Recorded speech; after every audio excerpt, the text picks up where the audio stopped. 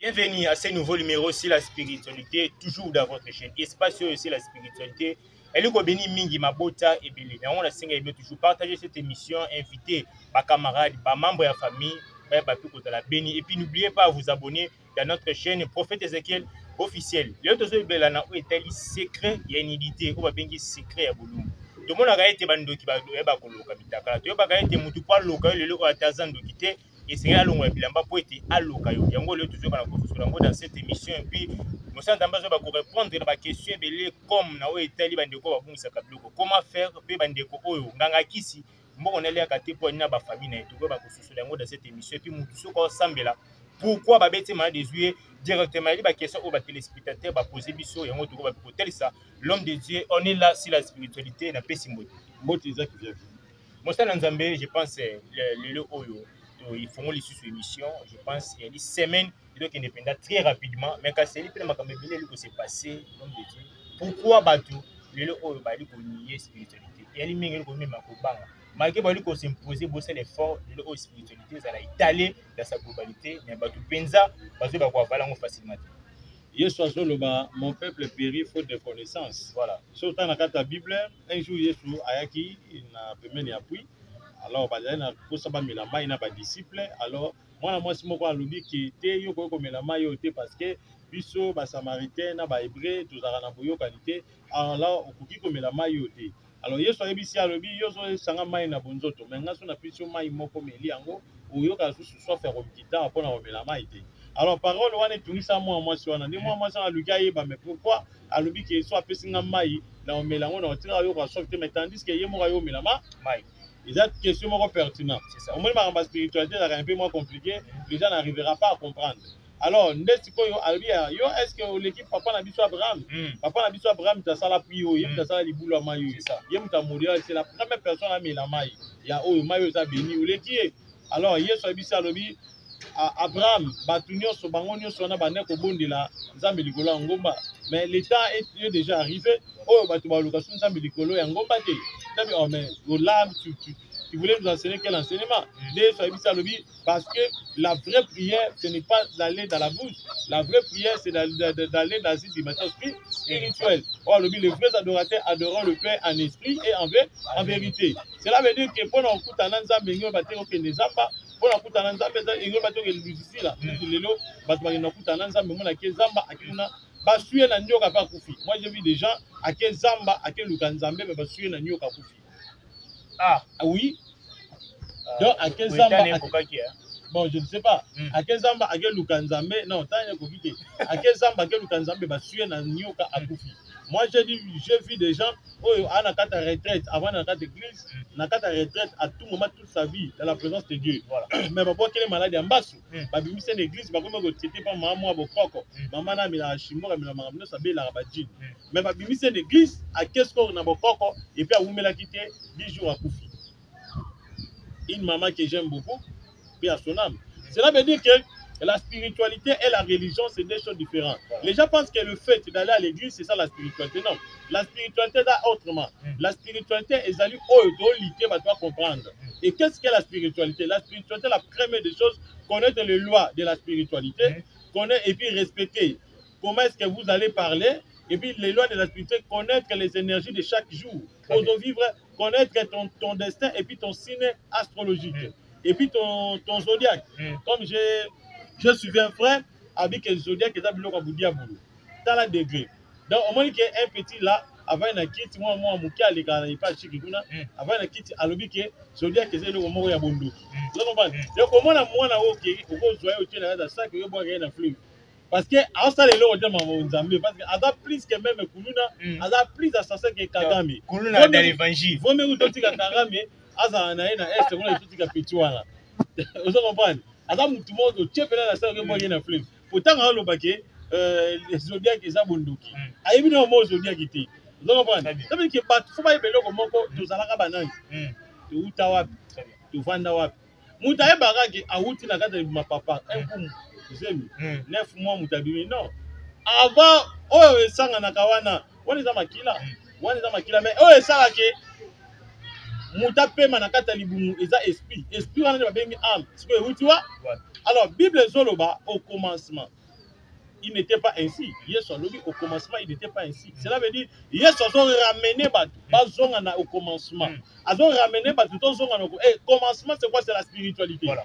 Je te dis aujourd'hui, lelo moni mutu bo vivre na ye bolia ka ne kitoko lobi la muki oketa na palais bozali na butu mili masanga exemple yo milango te mais lobi na tongo ke po vendre bitu kutu mutana kufi. Vous comprenez? Ce qu'on va dire olela lokola taba olela lokola mbwa okomi olela mokili mokili. Vous comprenez? Ça veut dire que mutu aza bête ayeba te que un être humain signifie mortel. Un mortel signifie partiel. Un partiel signifie avec un temps. Ça veut dire que Moutoti à la éternité, Azate pe Moutan ou Milana Mokili Azate. Biso tout au côté Mabili. Alors, tant au côté Mabili, au Kendiwak. C'est ça le secret de Batouaï Baké. Torozon a l'état initial na biso parce que avant tout ça va être humain, tout ça va être spirituel. Banor Obenga biso ba immortel. Tu as le quoi ba extraterrestre. Tu vas continuer à me soutenir. Continue à me soutenir. Là, on parlera, c'est un autre cours. Voilà. Mais Torozonga na état initial. Donc, Torozonga na état initial. Torozonga na état initial. Alors, Moutaza nani? Moutaza nani? Moutaza être spirituel. Moutaza spirituel, Moutaza mystique. Moutaza oté. Yo non on a besoin kiti nga depuis to yeba na ona na ebiote. Elongi eza isakite. D'ailleurs, esprit na yo, elongi ya esprit na yo na elongi. Ya corps na yo eza elongi moko te. Ouais. Ndeko za na elongi boye, o eza corps, eza chair. Mais elongi sko ya spiritualité eza ndenge mo na elongi ote kokana te. O pirate to nde. O yo eza pirate peke. O eza loko bususu. O yo eza vrai démon.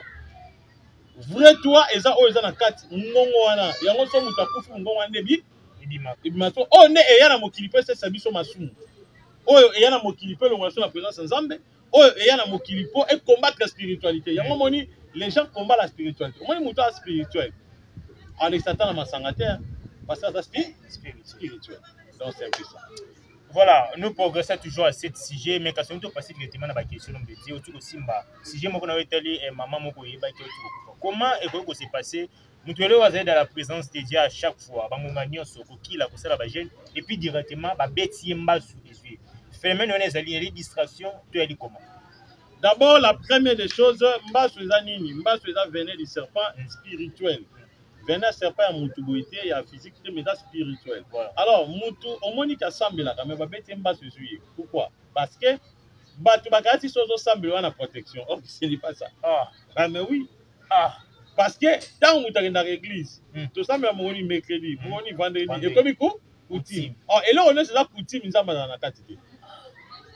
Vous comprenez? Et il y a un moment, Bible, je ne suis pas un Dieu habituel. Je suis un Dieu surnaturel. Ça veut dire que une fois que tu vas s'habituer à l'eau, la commission maman hybridation, immodé, et l'eau que bébé maman. Alors, tant que tu vas l'autre église mardi, l'autre mercredi, n'appelle pas que l'église c'est moi-même aujourd'hui c'est un mercredi. Non, il n'y a pas battu. Mais d'accord, comme on va te dire qu'on a tout le monde sur le parano. Il y a un moment quand lorsque les gens viennent chez moi, dans mes mamans on a révélation d'un exemple. Là oui, c'est moi les autres tout bon de ma colombe. Et ça spirituel. Alors, Moutazo a prié. Et ça coutume, et ça religion, mais ce n'est pas la spiritualité. C'est ça. Donc la spiritualité, c'est quand Moutou, Amibosani qui est à Zanakati église, Amibosani qui est à Yakinabana, c'est quand Moutou a se perdre dans la église, à milieu bâti, mais à se retrouver dans l'étoile. En ce moment, c'est ça la spiritualité. Ce qu'on va te belé, on va que dans l'église, on va s'habituer à quelle église, à bonne état, on va habiter dans la protection, non. Or, au contraire, il y a même des grands sorciers au Bayaka d'église. Moi, j'ai reçu plusieurs fois le cas ici, une soeur a eu une classe à une église. Avant une grande église, il y a une massage qui nous a dit et pas voilà. Et juste dans ce cas, il y a pas d'assemblée pour là. Ça veut dire que l'église n'est pas un endroit sûr. Un endroit sûr, c'est l'église. Un endroit sûr, c'est la communion entre l'homme et Dieu. Vous comprenez? Mais l'église, pourquoi? Parce que vous voyez, l'église, pourquoi tu as parce que dans quatre églises, la Bible, il faut tout encadrer esprit spirituel.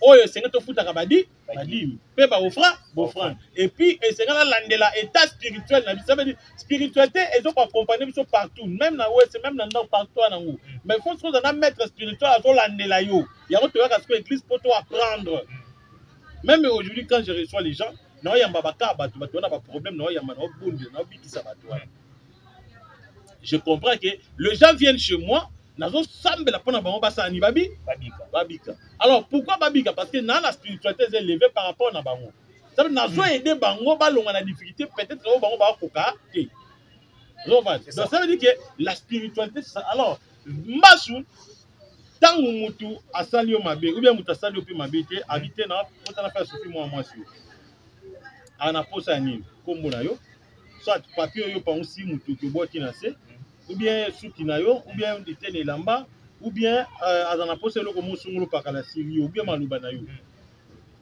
tant azango awsala invocation awbela corps astral na yo alors corps astral na yo awbela lango na dimension spirituelle ça awbenga ngo corps astral ekoya na ange gardien ou a protéger ka yo pe akoya alors ceux qui esprit wana et comprendre que ange gardien no a makasi mingi te ba ko séduire so ba séduire ange gardien na yo po il y a des démons ba comme à niveau pe ya ko vaincre ba ange oui bazali parce qu'il y a des démons puissants bazali ndeti il y a des sataniques et des satanistes ba satanistes baza bato yo baké kozwa mais ba satanique baza bato ba vivant na nzambe mais ba séduire ba pas Lucifer ba kita na si bazaka ba ange nzambe ba yebi secret ma ki nzambe alors ba kota na budia kuli ba tambola na des secrets ki nzambe na ki budia bu ba satanique alors on to benga ba ange déchu alors une fois maintenant ba comprendre que non ange gradé na comme férié ba kozwa venait du serpent ba petite invocation venait du serpent aille pour appliquer mutu na loko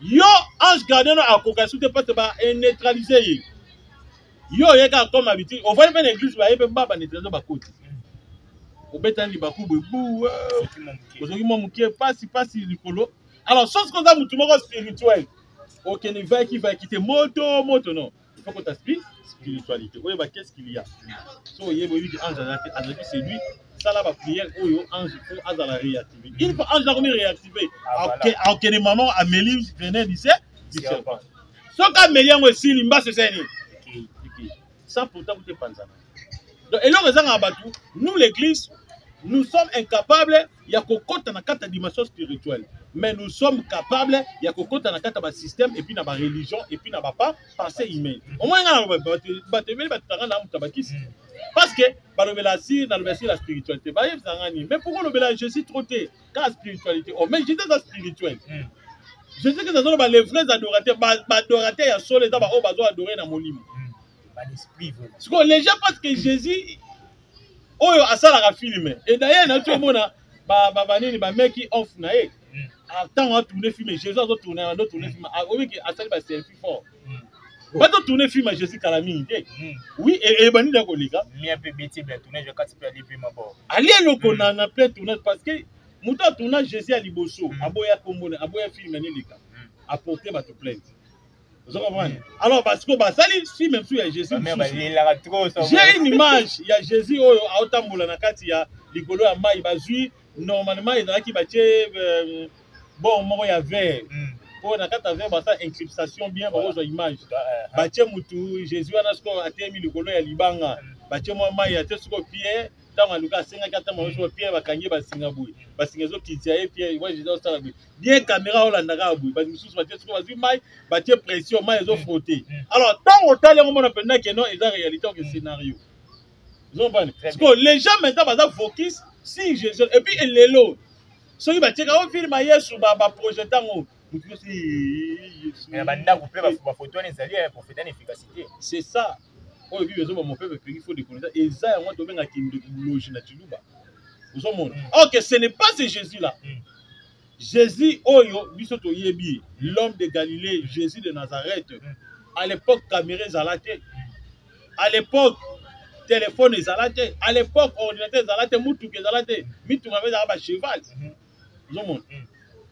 Oh, nous sommes là, oh, ils ont filmé. Et puis, tout va ça filmer, bah, vivant. C'est le parce qu'on bon, on a bon, ils ont filmé dans Hollywood. Vous comprenez? Alors, maintenant, tu vas focus sur c'est Jésus là, ce n'est pas lui. Jésus aza esprit. Donc on a besoin de vivre dans le temps où on a été. On a besoin de faire une alliance à partir de Moli. Il y a Moli. Moli, on est de convaincre c'est lui là notre créateur. Alors maintenant, quand moi je parle sur la spiritualité, dans tout le Sabatou, Jésus. Qui est ce Jésus? Non, on a tourné un film. On a dit, par moi, d'abord, il y a ouais, il a filmé. Ouais. Ah, mais bon, avec qu'on ressemble. Moi, je bateau, bête moi, ma soule, pas beaucoup na bango. Baba ne ko luka arte, vrai arte. On t'a battu, ba bien arte. Ou a ressemblé na yene moi batterie. Et donc c'est un peu ça. Ya le ko langa balobi ke na ko kana moi mukie na yendi musi. Vous comprenez? Donc na ko jouer peu film ya yendi musi. Voilà parce que c'est un donc c'est un peu ça. Voilà. Voilà ma bundi hein. Nous allons continuer toujours dans notre sujet. L'homme de Dieu, bon, bande de ressources. Pour le lot, vous m'avez dit, c'est d'aller dégueuler le conseil. Et bien, nous avons cas d'éléments, de on a un mot que tu connais, bah, il est bah, sous-sous, bah, tu connais, bah, bon, mituka. Comment, bah, perte, c'est belé à ma camboire, que c'est pas. On peut s'en 3 minutes, la capitaine, la capitaine est bien à Kinshasa. Mais évitez vraiment comment vous devez ça, de l'eau, ce qui, bah, il y a l'eau, quoi, perdre de l'eau, comme on peut dire, tout il y a l'eau, comme on peut dire, penza, il y a valeur, mais on ça, est-ce qu'il y a un moyen et des moteurs qui feront ici? D'abord, la première des choses, il faut y avoir comment ce qui mutu abungisi ndeti eloko moza important ndeti moto ndeti mutuka omoni mutuka iza eloko osomi na mongo na yo osomi na mongo na pasi moto ze eloko osomi na mongo na yo pasi. Alors ce qui mutu akomi na dimension ya koyiba yo soit moto soit mutuka il y a une formule pour essayer mutu asala. D'abord moyibi asa mutu ayaka oyiba ayiba te mais okotike bongo te yana baka il faut pas kokende na dimension moko boye obeti moyibi maladi obeti mutu ngani maladi non, mais il faut kokende na dimension oyo ko utiliser aura na moyibi bisika zali ko benda ye moyiba sani aya ko luka yo aya ko zonga eloko. Il y a plusieurs formules oyo isingo ko ça. La première de tout, il faut ko utiliser terrain, ça veut dire bisika oyo venemi salami. Parce que bisika venemi salama, il y a des esprits territoriaux oyo ba monaka chaque événement ba capter mbala ba capter mbala ba bi keno moyiba yibi awa tanga loko telo ba yibelo mosungu ba mona. Alors muto asa muta molimo il faut kota contact na ba être wana ya moni faut dans un maître spirituel parce que muta maître spirituel a pour maîtriser même ba démon même ba ange. Pour maître spirituel je sais que ça va qui maître ya moni il y a des fois on maîtriser ba démon no sona ba démon ba sola na 12 légions ba solo li ba démon bi ça ba ko ça sur ma bête boka biso na bangu et ça ba solo. Alors maître spirituel a commandé ba démon a commandé ba ange déchi. Alors sans aux la spiritualité élevée. Oh Jésus-Christ a fait sur. Tu peux commander même les démons, tu peux commander même les anges. Alors, soit comme une place, on dit qu'il y a des esprits négatifs, il faut parler avec eux. Il y a ça, on va l'ingani. Non, non, on na moto comment. Omoni makamba ba moto yo, makamba ba prière combat, ya moni ba chrétien les autres nous avons beaucoup de problèmes. Makamba ko tumba ba moto, ko boka ba moto, ko boka ba fait. Dans l'inconnu, nous avons beaucoup de problèmes aujourd'hui dans ce monde. Le problème est ma casse na moki. À cause de boire moto na divagation. Ko boka moto par-ci par-là. Ba chef à quartier, ba chef à commune. Et ça le rôle yo qui na quartier mo sungolo pakala. Yo za soda ya Rwanda par exemple, ou na RDC, ou beti grenade na camp militaire. Yo kanisi batu wana ba soda ba tiko. Jamais. Ba ko landa yo. Yo mona lelo nous avons des problèmes. Église ezo ko enseigner biso mabe. Et ko bateke ta wa combat spirituel. Bundisa muto yebi ke il est ton cible o yebi ka combattre. Non attends yo démon vinanga démon yo muto bundisa nga. Oui. Donc battre bando ki tu akate to chef mal à l'aise, tu auras des problèmes au kufa. Moi j'ai vu des sorciers ba bouman passer. Zonvan. Yalo wa ndeti quartier mo avandi boinga na ye. Maman di pamba na badi ko finga ye non. Nga so na quartier le quartier a batumbuli nga ngapi na tumbuli bango. Mais na quoi que na moni ba 40 ba do défier ba non. Ba ça ba tamoli mo ngapi na mutamoli. Na quoi le ka ba na spiritualité mais ba bi il y fait la foi ba ko sanga na pe. Ba séduire ngapi ba neutraliser ngapi na ko na les pas. Vous comprenez? Quelles que sont options na yo. Donc ça veut dire que tant il faut contact ko luka pe na ba être wana et puis ko pesa bango ba lingaka. Il y a des esprits au balia kama kila, il y a des esprits au balia kama kila. Ba esprits au balia ka masanga chamba, ba esprits au balia ka milk zanga secret, ba esprits au balia ka makasu, ba esprits susu balia ka miel. Ils ont pas ou bien lit ou dans la kati soit ngombe ou bien makila ya nyama. yo osala makambo wana te mais owe ata masanga nzamba olobi maloba papa bo osaki mutu nyonso ayibi eloko oyo bolandela ngai bino ba oyo ozalaki lokola témoin que ce soit nzambe que ce soit bodiabo bola alors zwa mabele ya place wana zinga pembe na mbongo kango lizita loba kende luka bisika o mai ezotiola sala nini so bwaki mutu wana panto aza motema moto esprit kolate na minute automatique amoke azala extraterrestre avant na sanza mais tant qu'à neti mabele ko attirer eloko lima akoya ti bisika ayibake na eloko wana abani ko yunga na tiboka ngai mais bandeko bayoki formule oyo bobenga bopesa ta moi quelque chose on a honorer connaissance wana eza formule oyo mutu akoki kosala ena mutu so mona mobali mususu moni mwasi na ye bano vivre bien mais mwasi akomi mutu likolo alors comment est-ce que tu peux faire pour olimbisa mwasi na yo c'est simple voilà tout bon bien tout le qui bat pas le cabinet en privé que ce soit mobile que ce soit mwasi tout bon bien au bout du cabinet en privé tu peux s'abonner par formule merci to ko informa to pusana ko koma pesa mingi na suka mais kasi l'homme de Dieu et si je ne biso moyi to zang santé ko simbanga si concerner la nudité c'est que ya bulumbo pourquoi bandokelo pourquoi toujours bulumbo pourquoi l'homme to ko modi mutu ko la kila via mutu mabe mundoka ko loka bulumbo pourquoi d'abord la première des choses avant toi na mokili mutaya kana ilambate na ebité so moni mutabota mani elamba mutu abota manga mutakala parce que la tenue originale initiale eza bulumbu parce que adana eva bazaka na bilamba te bikolata bilamba ezali le fait ya lisumu ingo batenge mutu so alati bilamba abateli bulumbu na ino so landi bi omona mutaka na pota tika mutakala vous comprenez papa na maman balala gani mutakala vous comprenez bon maman couper moko bizarre ya mokie lemba mutakala musu ko mona longo bilamba be bo matina be mutakala asugoli pe si fende ndedi vous comprenez cela veut dire que les gens baolinga bazonga ba koma ga mitakala lelo so totali lelo oyo kene na plage bato so ba mitakala kene na piscine mitakala moi papa na mwana sur la mutakala mwana ne moi si papa sur la mutakala vous comprenez ça veut dire que esprit ya mutakala ezelo moko boye donc dans le coup là c'est ça la tenue originale vous comprenez et ça tenue originale être humain basa mutakala mais ange aza mutakala te être humain aza mutakala même au mona bamboa banani tout bataka mitakala bamboa na suba bampuku bani tout bambila pate bapola ne la pate ça bulumbu parce que tout ça image ya nyama alors qu'est-ce qui se passe directement tangu mutu aye na kati ya mokili aye dia na esprit wana vous comprenez esprit bulumbu yango moni ba benga ngo nous sommes dans un pays de soif en réalité c'est un pays de soif c'est la planète de soif to katia mais bandoki baloka mutakala pona nini omoni ndoki so aloka mutakala aza plus fort kene boya hein kene zela wana kota l'église ndoki so azoloka mutakala aza l'homme le plus fort pourquoi parce que tant on a la voyage astral naie azo pumbe bien azo kende okuta na ba mission na ba grand spectacle na batamunene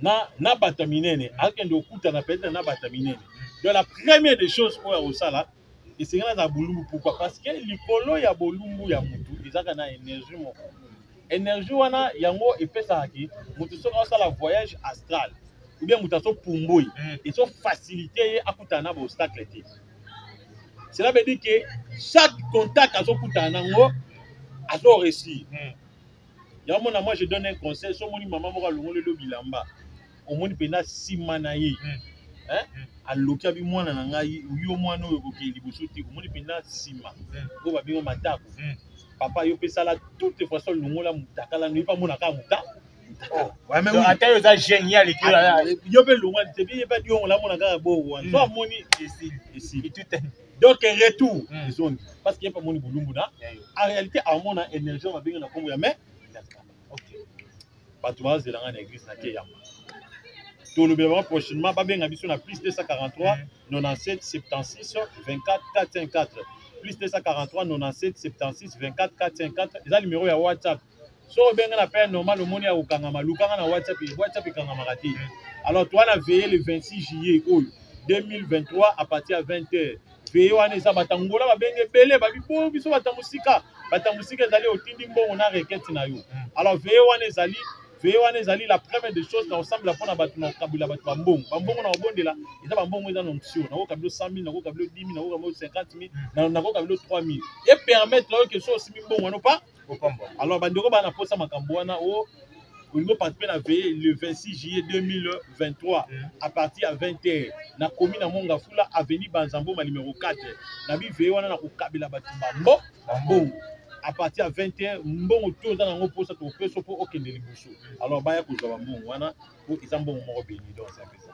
Voilà, nous sommes arrivés pratiquement à la fin de cette émission, toujours aussi la spiritualité. Elle qui me pose des questions. Nous pouvons poser plus de questions. Quoi, question ben de nous quoi, va poser des questions. Yango te répondre yango et pas Moussa Nzambi te dire ici yango poser vos questions plus 243 85 90 99 113 plus 243 85 90 99 113. Voilà le numéro pour poser ma question. N'hésitez pas à poser vos questions. Peut-être que vous serez dans le budget. Pour répondre, je vous dis bye et on se voit juste après. Je dis un grand merci à celui qu'on appelle Voroterie, mon président. Comment plateau, il manque qui se met tout ça toujours en actif. Pour nous mettre nos infos, je vous dis bye. Na bosa na oyo oyo ezali pona bato bana problème en PCP mbasu. So na mbasu na PC, oui to peso oyo. Le bosa lisa. Mbasu, te to sali sarate. Nga nazali prophète na bigi sarango na guérisseur. Za ma pesa makambo. Ça c'est wana banganga. Alors oyo eza oyo. Pona mbasu. Pour un PC, pour une malchance, pour une maladie en zoko, tout aux maladies à motema, cancer, tout aux la peau de l'eau. Oui, ils ont rouge. Alors, ils ont pas de problème. Mais là, on ne peut pas parler. Spiritualité. Quel que soit malade à Bondoki, vraiment, et dernier mot à l'homme de Dieu, Kamata Ouilouana est efficace. Rendez-vous le 26 juillet 2023. Le 26 juillet, la VTV, mon nene, elle est vraiment honorable pour honorer onction Oyo Nzambe a tindé la biso na Katia Mokili. Pour na Batubi Bali Beni, na 7 000. Je vous dis bye et à la prochaine.